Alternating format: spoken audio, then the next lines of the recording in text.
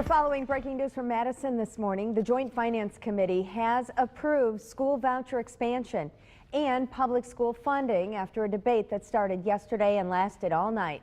Fox 11's Beth Jones brings us balanced coverage. After spending more than 10 hours behind closed doors, Republicans finally released their official budget agreements early Wednesday morning. Moving into the next biennium, we anticipate that this budget will be fully balanced and will also remain intact as far as both rainy day fund and a statutory balance. So we're in real good shape and met the goals that we had. When it comes to education, the plan expands school vouchers statewide with a cap of 500 students in the first year and 1,000 the second year.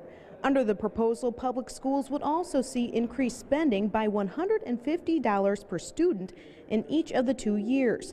The governor had no increase in his original proposal. To be able to do this in the light of day. The Democrats on the Joint Finance Committee wanted more time to review the proposals, asking to table a vote until later in the morning.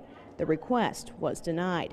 Democrats say voucher schools are unaccountable, blasting the proposal. We have suddenly, overnight, we have supersized voucher schools in this state.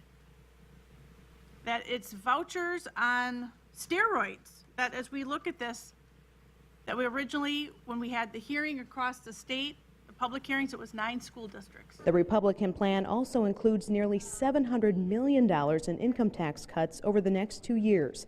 It received mixed reviews. On an even basis, we're prioritizing between giving money back to the taxpayers and an equal amount to our public education system. We're going to steal money from public schools that we cut in the last biennium, and the majority party is going to put it into tax breaks that favor rich people.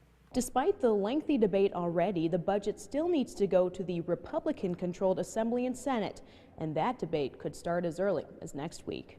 In Madison, Beth Jones, Fox 11 News.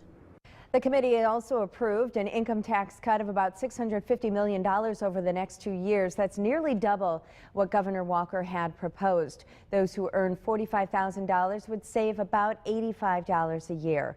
Governor Walker released this statement this morning. He says, quote, "Because of our tough but prudent decisions, we are now able to invest in our priorities."